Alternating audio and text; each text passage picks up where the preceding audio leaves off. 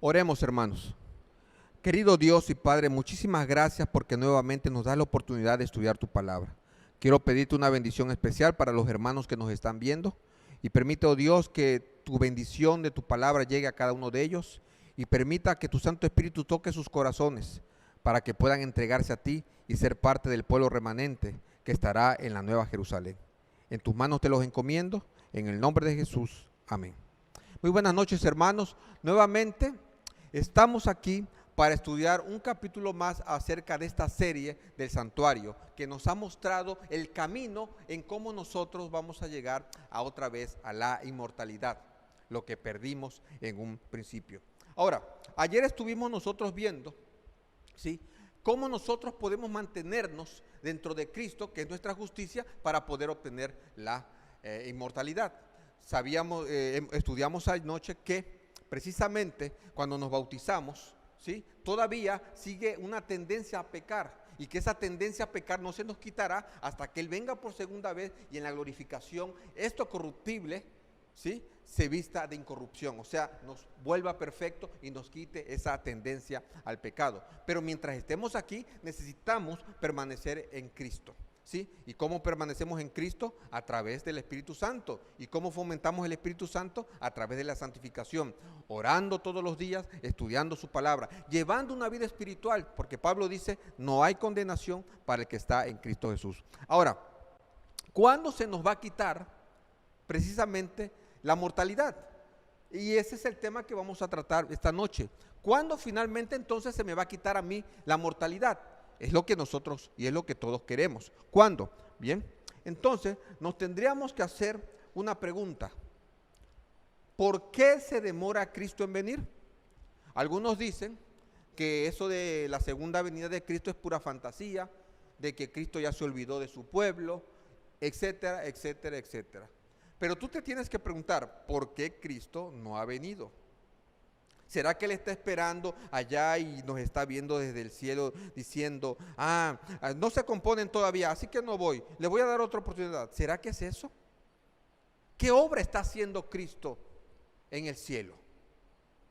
El santuario nos dice qué obra hacía el sacerdote después que pasaba del lugar santo al lugar santísimo. Y nosotros nos vamos a dar cuenta qué es la obra que Cristo está haciendo. Para empezar, en Hechos capítulo 3, versículo 19 al 21, nos dice lo que Cristo está haciendo en el cielo en estos momentos. Dice así: así que arrepentíos y convertíos para que sean borrados vuestros pecados, para que vengan de la presencia del Señor tiempos de refrigerio. Y Él envía a Jesucristo, que os fue antes anunciado, a quien de cierto es necesario que el cielo reciba hasta los tiempos de la restauración de todas las cosas, de que habló Dios por boca de sus santos profetas que han sido desde tiempo antiguo. O sea, Cristo no viene todavía. ¿Por qué? Porque lleva una obra de restauración de todas las cosas. Y la pregunta aquí surge, ¿y cuáles son esa restauración de todas las cosas? Bien, Primera de Corintios, capítulo 15, versículo 24, nos da respuesta. Y dice así: luego el fin, cuando entregue el reino al Dios y Padre. O sea, Cristo está está viendo a su pueblo, está organizando a su pueblo, preparándolo para entregárselo a su Padre. Cuando haya suprimido todo dominio, toda autoridad y toda potencia. O sea, Cristo está haciendo una obra de extracción de su pueblo, de organización, de juntar a su pueblo, ¿sí? ¿Cómo? Cuando haya suprimido a todo dominio, toda autoridad y toda potencia. ¿Ok?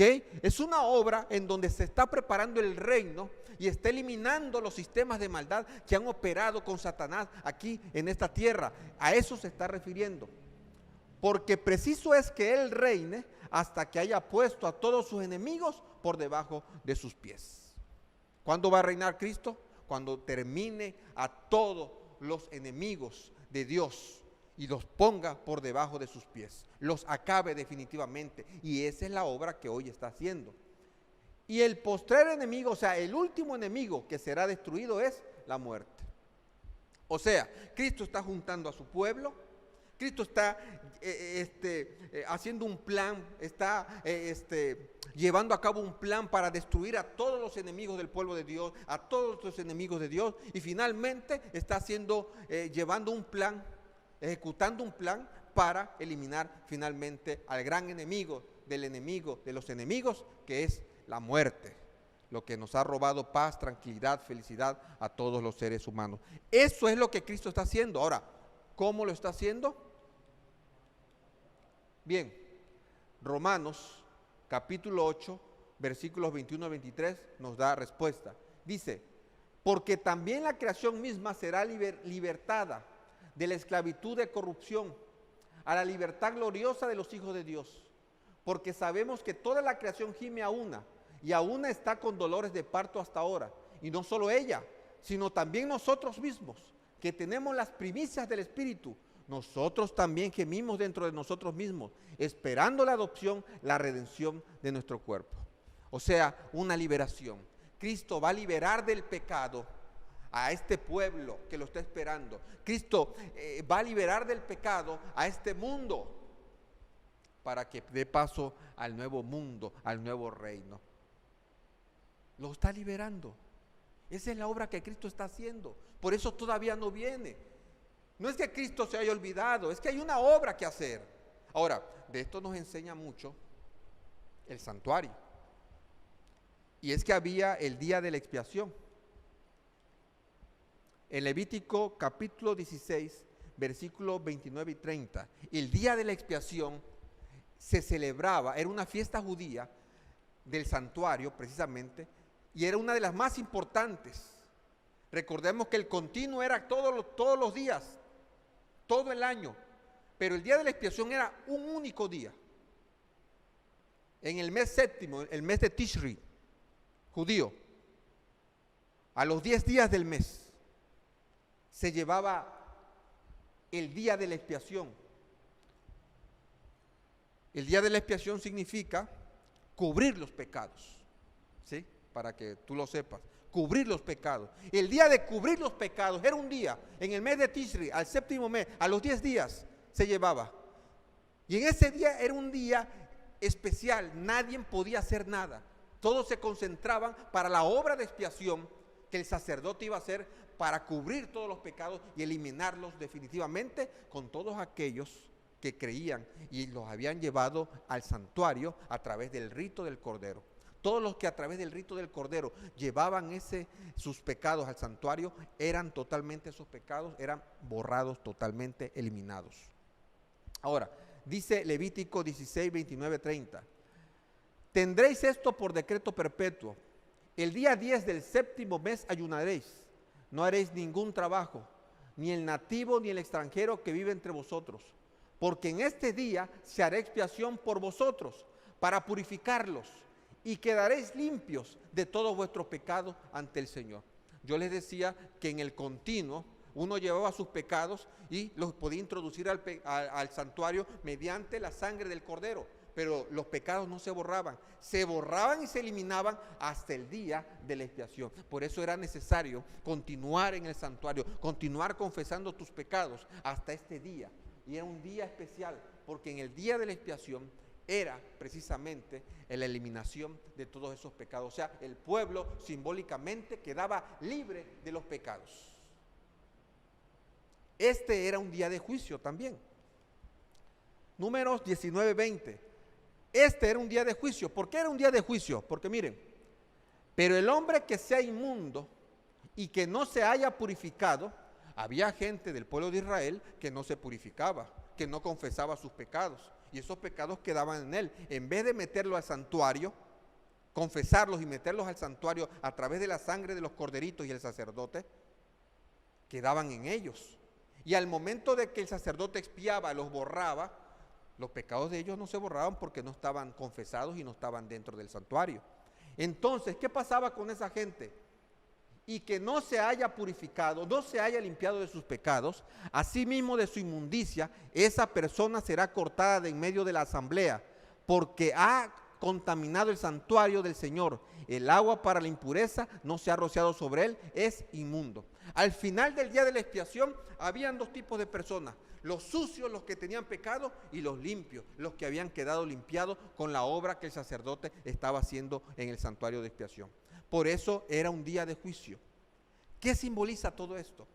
Que precisamente, siguiendo la estructura del santuario, hay un juicio que se está anunciando. El día de la expiación nos anunciaba que iba a venir un día, un juicio que iba a limpiar al pueblo de Dios y a todo aquel que se acercara de sus pecados, para que pudiera estar precisamente en la Nueva Jerusalén, porque en la Nueva Jerusalén no va a haber nada impuro. Entonces es necesario esta obra de juicio. ¿Cuándo? Previo al advenimiento de Cristo. El juicio no es cuando Cristo viene y a dar pago. La Biblia nos habla de un juicio previo al advenimiento. Miren ustedes, de esto nos habló Cristo en Mateo capítulo 3, versículos 24 al 30, con el trigo y la cizaña. Verán ustedes que es un juicio previo al advenimiento. Y dice así: les refirió otra parábola diciendo: el reino de los cielos es semejante a un hombre que sembró buena semilla en su campo, pero mientras dormían los hombres, vino su enemigo y sembró cizaña entre el trigo y se fue. Y cuando salió la hierba y dio fruto, entonces apareció la cizaña. Vinieron entonces los siervos del padre de familia y le dijeron: Señor, ¿no sembraste buena semilla en tu campo? ¿De dónde pues tienes cizaña? Él les dijo: un enemigo ha hecho esto. Y los siervos le dijeron: ¿quieres pues que vayamos y la arranquemos? Él les dijo: no sea que al arrancar la cizaña arranquéis también con ella el trigo. Dejad crecer los unos y los otros hasta la siega. Y al tiempo de la siega yo diré a los segadores: arrancad primero la cizaña y atadle manojos para quemarla, pero juntadme el trigo en mi granero. Noten ustedes que Cristo nos está diciendo efectivamente que dentro del pueblo de Dios, ¿sí?, hay trigo y cizaña, ¿sí?, pero no se ve hasta el tiempo de la siega, hasta el tiempo en que precisamente, ¿sí?, se pueda saber quién es trigo y quién es cizaña, o sea, al final. Y esto, queridos hermanos, nos habla de un juicio que es previo al advenimiento. ¿Cómo Cristo llega a saber quién es trigo y quién es cizaña? ¿De qué forma? Bueno, solamente un juicio preadvenimiento nos puede decir eso. Un juicio antes de que Cristo venga nos puede decir quién es trigo y quién es cizaña. ¿De qué forma? Miren cómo dice Apocalipsis en el capítulo 14, versículos 6 y 7. Entonces vi a otro ángel que volaba por el cielo con el evangelio eterno para predicarlo a los que habitan en la tierra. Noten ustedes, porque este versículo, este pasaje es clave, que nos dice y nos habla de que el juicio efectivamente es preadvenimiento, antes de que venga Cristo. ¿Por qué? Porque precisamente este mensaje, un ángel, dicho sea de paso, un ángel simboliza un mensaje, un movimiento de predicación. Entonces, este ángel que iba a hablar a la tierra, a toda nación, tribu, lengua y pueblo, traía un mensaje. ¿Cuál era ese mensaje que traía? Reverenciar a Dios y darle gloria, porque ha llegado la hora ¿de qué? De su juicio. El mensaje que trae este ángel para predicarlo a toda tribu, nación, lengua y pueblo es que el juicio ha comenzado. O sea, el juicio se está dando ¿cuándo? Cuando se está predicando la palabra de Dios. Y adorad a aquel que hizo el cielo y la tierra, el mar y la fuente de las aguas. Noten ustedes que ya cuando viene Cristo, pues ya no se está predicando. Y si el juicio va a ser cuando viene Cristo, no concuerda con esto, porque ya cuando viene Cristo es para dar pago, no para hacer juicio, no para separar trigo y cizaña, o para ver quién es trigo y cizaña, no. Sino efectivamente es para dar pago. Entonces, aquí se nos está hablando de que el juicio es cuando se está predicando el evangelio. Y miren ustedes, lo refuerzo con esto. Mateo 24:14 dice así: y será predicado este evangelio del reino en todo el mundo, para testimonio a todas las naciones, y entonces vendrá el fin. Notan ustedes, se predica primero la palabra de Dios y posteriormente viene el fin, ¿sí? Entonces, si estamos hablando y nos regresamos atrás, que el evangelio eterno se está predicando, ¿sí? ¿Cuándo? Cuando está el juicio, porque ha llegado la hora del juicio. Entonces nos habla, querido hermano, que es efectivamente un juicio preadvenimiento, es un juicio antes de la segunda venida de Cristo. Y esto es una aportación especial, porque la mayoría de las personas cree que el juicio es cuando viene Cristo y mata a los malos y en fin, no. Es un juicio investigador, un juicio preavenimiento. Investiga quién será trigo y quién es cizaña. ¿Ok? Ahora, este juicio se realiza con el pueblo de Dios a fin de justificar a los verdaderos cristianos. Recordarán ustedes que el trigo y la cizaña está ¿dónde? Dentro de la iglesia. Entonces, Cristo tiene que hacer la separación. Y para hacer la separación, efectivamente, tiene que ser dentro del pueblo de Dios. ¿Sí? Porque ni usted ni yo conocemos el corazón. Quien lo conoce es Dios. Él sabe las verdaderas intenciones del corazón humano. Luego entonces Él tiene que hacer esa separación, no nosotros aquí en la tierra. Dice Primera de Pedro capítulo 4 versículo 17. Porque es tiempo de que el juicio comience. ¿Por qué? Por la casa de Dios. Y si comienza por nosotros primero, ¿cuál será el fin de los que no obedecen el evangelio? El juicio comienza por la casa de Dios. Porque precisamente Dios tiene que separar a los que no son verdaderamente cristianos. Tiene que separar el trigo y la cizaña, como el día de la expiación, los que estaban contaminados y los que no están contaminados. ¿Sí? ¿Se dan cuenta ustedes? Empieza por la casa de Dios. A muchas personas les parece, ¿cómo si los hijos de Dios no van a ser juzgados? Para Pedro sí. El juicio comience por la casa de Dios. ¿Estamos captando? Ahora, hay otra razón por la cual el juicio va a comenzar por la casa de Dios. Porque Dios precisamente va a liberar a su pueblo del pecado, lo dijimos hace un momento. Porque es el que se va a llevar cuando Él venga por segunda vez. Por eso el juicio comienza por la casa de Dios. Ahora, tú no tienes por qué temer del juicio. Porque precisamente el juicio representa la liberación de nuestras vidas, de nuestras almas del pecado. Es el día de la expiación antitípica. Porque precisamente en el juicio es para liberarnos ya del pecado. En el día de la expiación los israelitas eran liberados del pecado. Y en el juicio antitípico que hoy se está llevando a cabo es precisamente para liberarnos del pecado. Por eso si usted está en Cristo no tiene por qué temer. Porque la justicia de Cristo lo cubre cuando usted permanece en Él y en el juicio. Dice Primera de Corintios 4, 3, 4. El juicio evalúa al pueblo de Dios a fin de justificar a los verdaderos cristianos. Dice Pablo, yo en muy poco tengo el ser juzgado por vosotros o por el tribunal humano. Y ni aún yo me juzgo a mí mismo, porque aunque de nada tengo mala conciencia, no por eso soy justificado, pero el que me juzga es el Señor. Se ve que para Pablo, ¿verdad? Para Pablo, el juicio estaba presente. O sea, él como seguidor de Cristo también se suma a que él va a ser juzgado por Dios. Entonces, no podemos perder de vista esto. No podemos perder de vista de que el pueblo de Dios va a ser juzgado. Pero vuelvo a repetir, no hay por qué temer. Si usted está en Cristo, no hay condenación para el que está en Cristo Jesús, dice el apóstol Pablo. Ahora, ¿qué revelará este juicio? Vuelvo a repetir, se tiene que separar el trigo y la cizaña. Se tiene que separar el trigo y la cizaña. ¿Sí? ¿Y qué es lo que va a revelar este juicio? Mateo 7, 21, 23. Dice, no todo el que me dice Señor, Señor entrará en el reino de los cielos, sino el que hace la voluntad de mi Padre que está en los cielos. Muchos me dirán en aquel día, Señor, Señor, ¿no profetizamos en tu nombre? ¿Y en tu nombre echamos fuera demonios? ¿Y en tu nombre hicimos muchos milagros?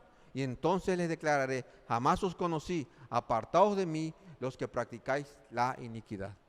Mucha gente que supuestamente está en el cristianismo, mucha gente que se cree parte del pueblo de Dios, pero que finalmente no están haciendo la voluntad de Dios, no están guardando sus mandamientos. Ellos creen que adoran y son engañados por líderes, ¿sí? Que los arrastran a una fe ciega, ¿sí? Y en aquel día dirán, Señor, pero hicimos esto, hacíamos el otro. Apartaos de mí. Nunca hicieron la voluntad mía, nunca hicieron la voluntad de mi Padre, ¿sí? O sea, que el juicio revela al universo que hay hombres con apariencia de cristianos, pero no en Cristo. Y eso lo tenemos que tener claro, hermanos, para que tú no te engañes. Puedes engañar al pastor, puedes engañar a tus hermanos, puedes engañar al que tú quieras, a la gente que eres de piedad, pero a Cristo no lo vas a engañar, y menos en su juicio. En el juicio se verá verdaderamente quién está en Cristo Jesús. Ahora, ¿cómo sabe Dios quiénes son verdaderos cristianos? Romanos 2:16.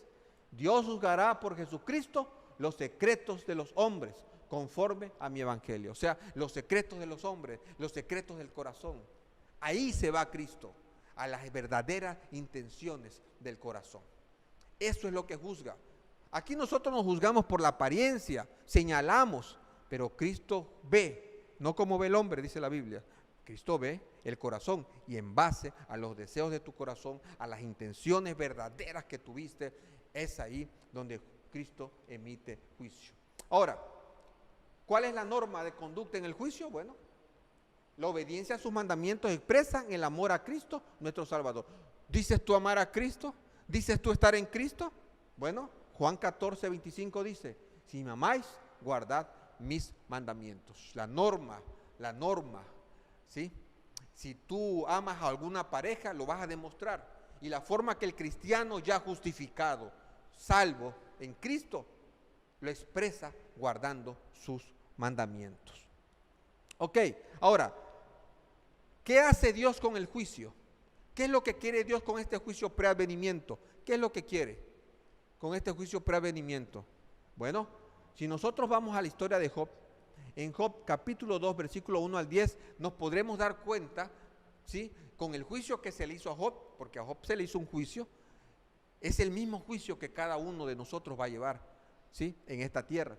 Dice así, y Jehová dijo a Satanás, he aquí, él está en tu mano, mas guarda su vida. Recuerden ustedes que Satanás se fue a presentar allá en el cielo a Dios, y Dios le dice, Jehová le dice, ¿no has considerado a mi siervo Job que es fiel y justo? Y Satanás le dice, él es fiel y justo porque lo has rodeado de todo. Y es que Job tenía de todo, tenía muchas bendiciones, ¿sí? En nuestro tiempo Job era una persona adinerada, una persona que tenía de todo.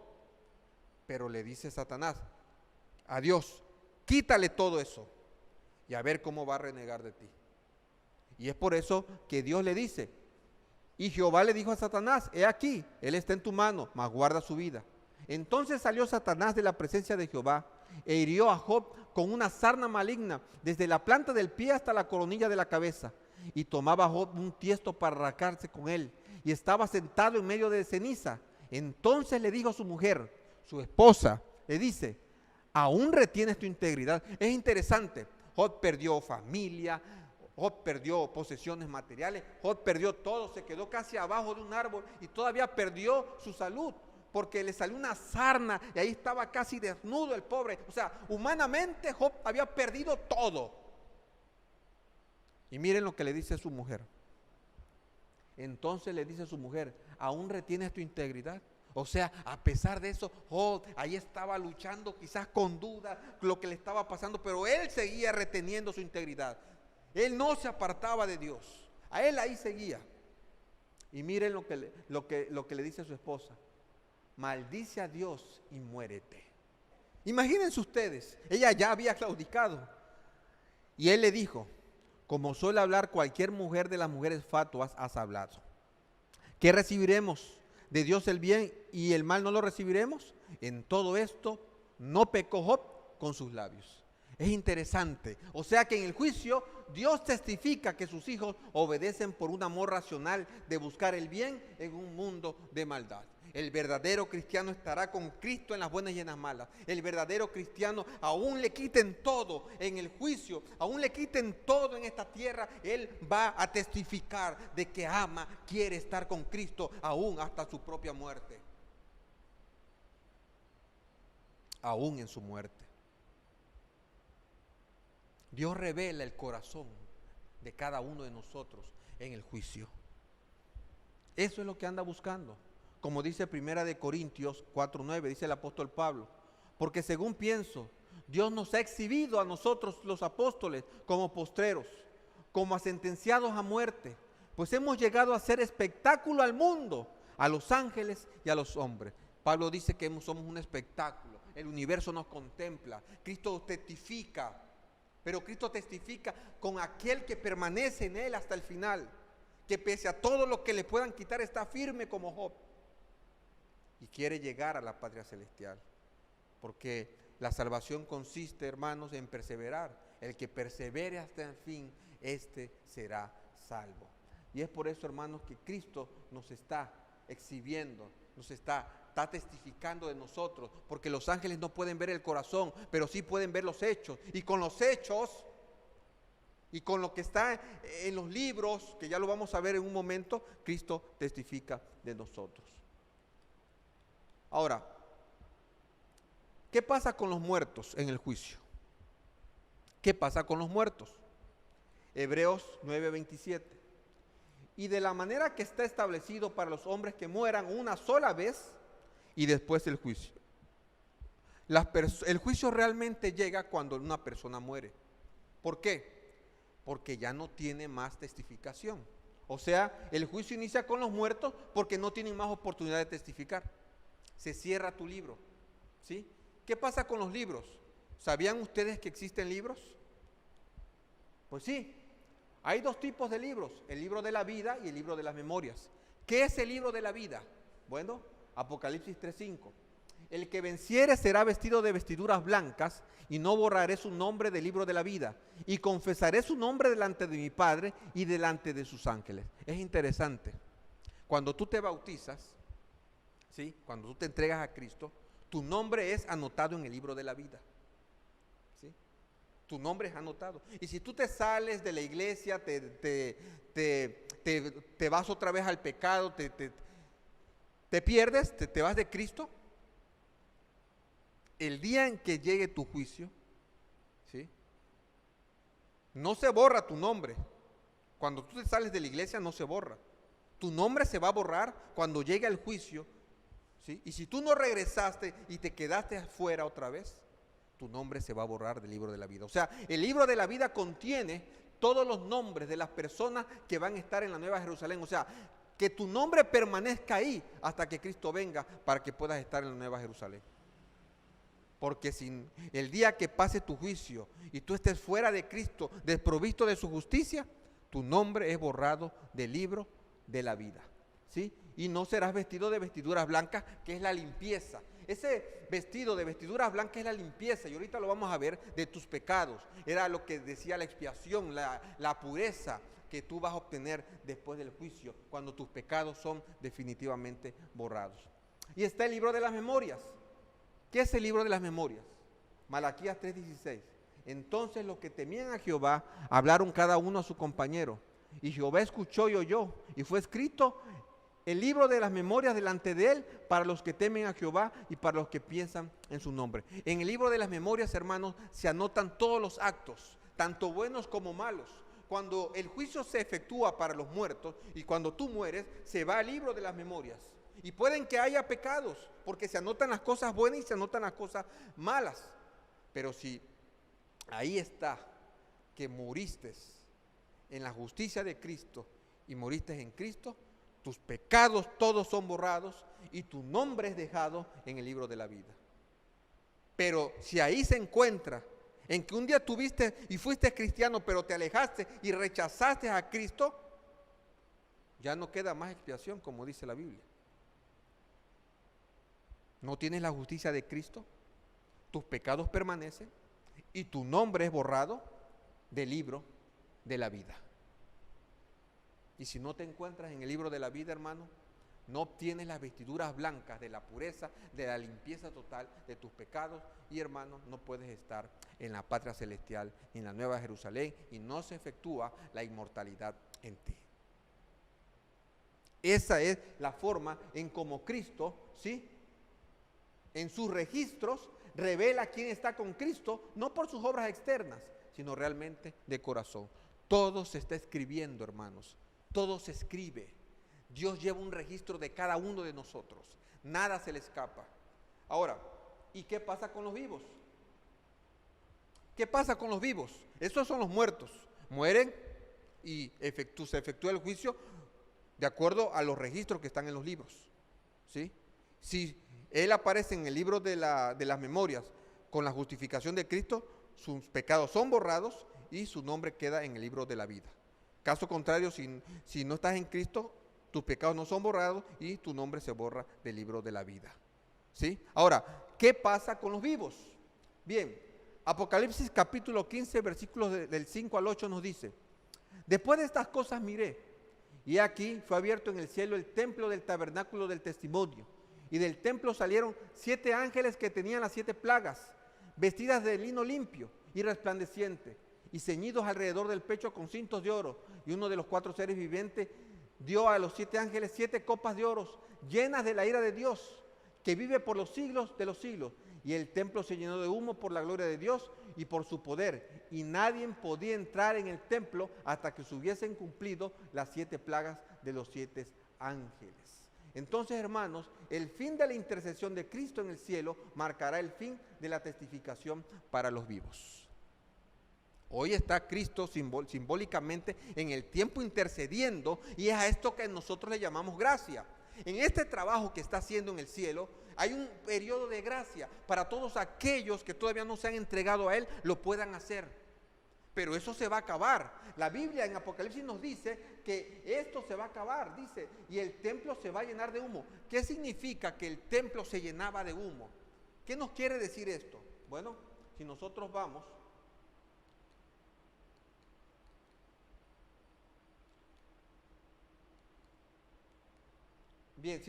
vamos a Primera de Reyes, en el capítulo 8, versículo del 10 al 11, nos va a dar el significado, ¿sí?, de lo que pasaba cuando el templo se llenaba de humo.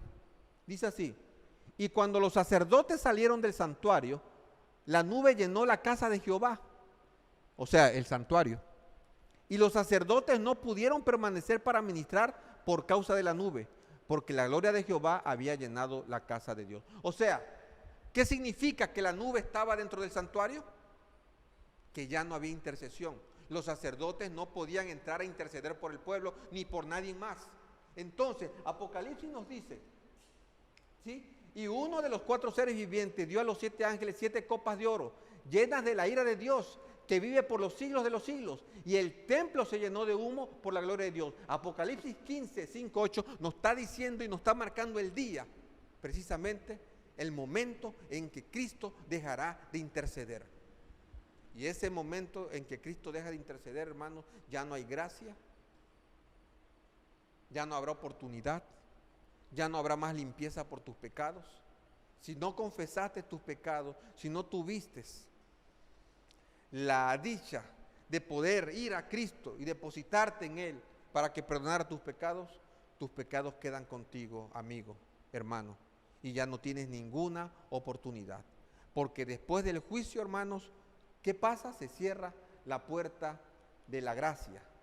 Y Apocalipsis capítulo 22, 11 dice así: deja que quien sea injusto siga siendo injusto, que quien sea impuro siga siendo impuro, que quien sea justo siga practicando la justicia, y que quien sea santo siga santificándose. O sea, el que sea injusto siga siendo injusto, porque ya no hay oportunidad de salvación, ya no hay oportunidad de intercesión. El templo se ha llenado de humo, ya no hay sacerdote que intervenga, ya Cristo ha terminado su obra de gracia, su obra de testificación, su obra de justificación. Cristo ha sellado a su pueblo, ¿sí?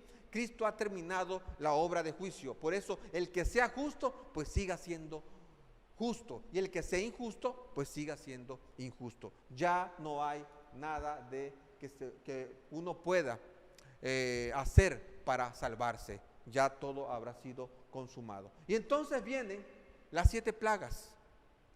Las 7 plagas postreras, las 7 plagas finales, antes de la segunda venida.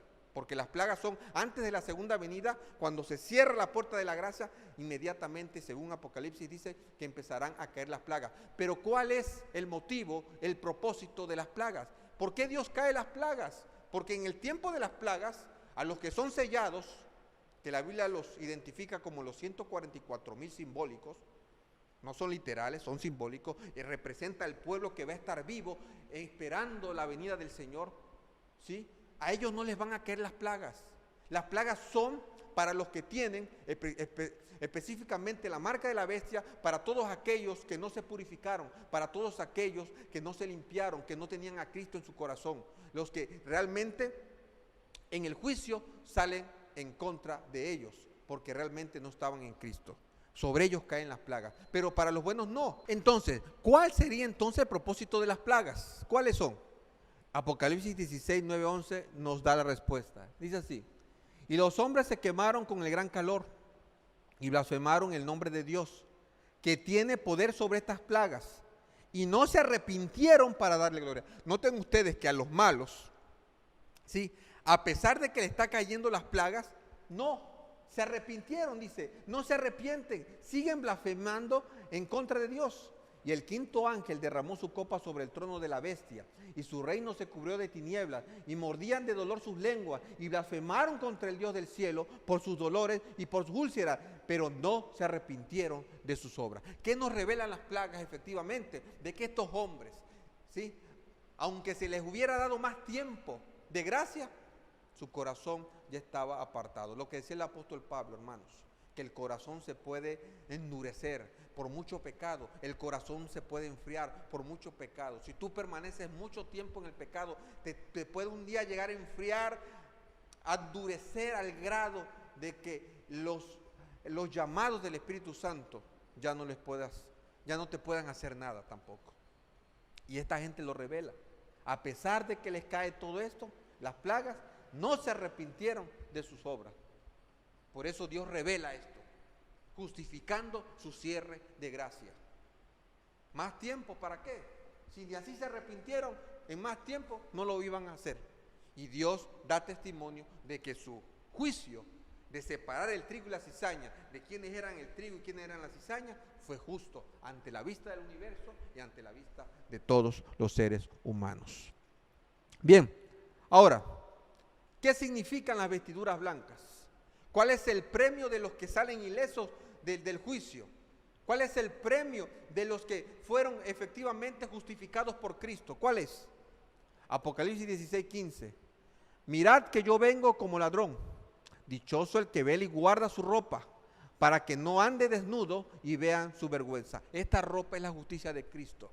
Bienaventurado el que se mantiene con las vestiduras de Cristo, que permanece en Cristo hasta el final.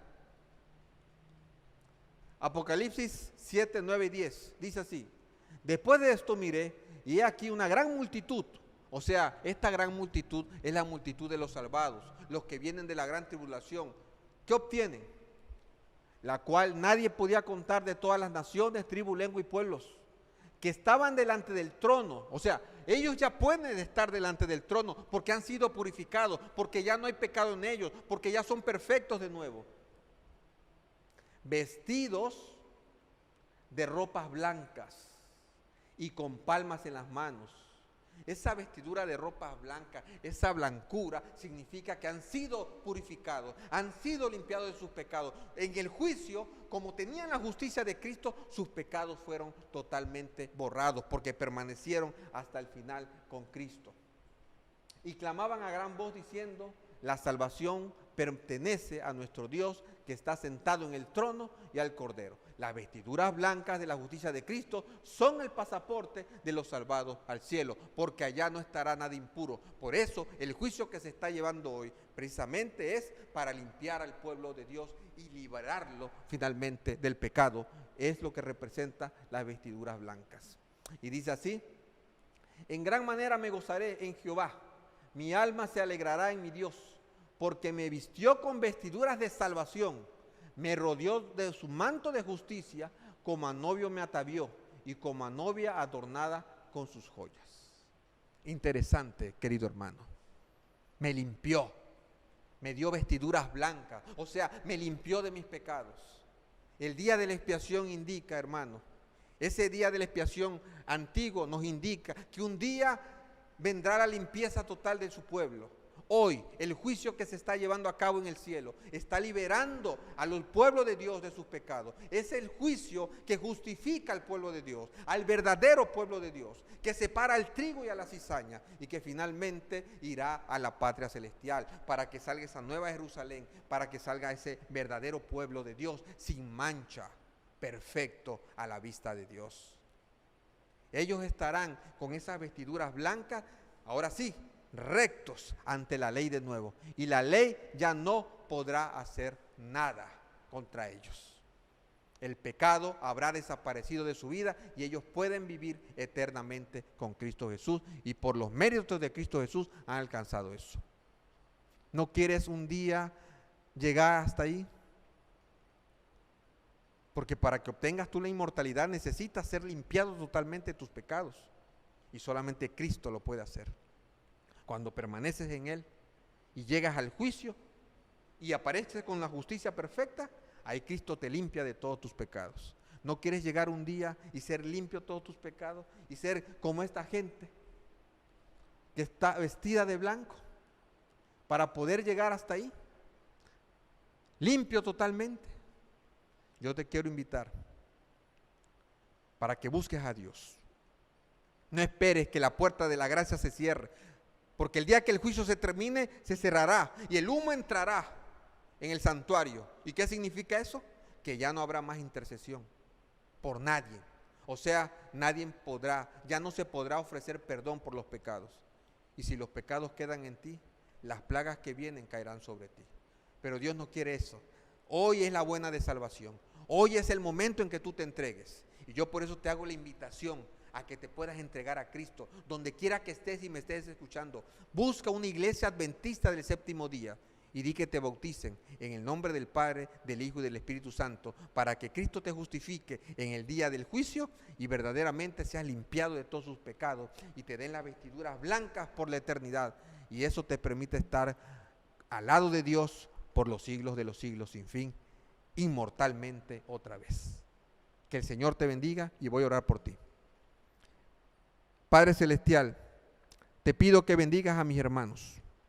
Es una lucha que llevamos aquí. Pero el juicio y el día de la expiación nos indican que finalmente el pecado se va a terminar. Tú tienes un tiempo. No es que estás tardando. No, hay un trabajo que se está haciendo. Y tú tienes un tiempo, Señor, en donde dirás, el que es justo siga siendo justo y el que es injusto siga siendo injusto. Se habrá acabado la intercesión, se habrá acabado el perdón de los pecados. Pero ahora todavía es el tiempo.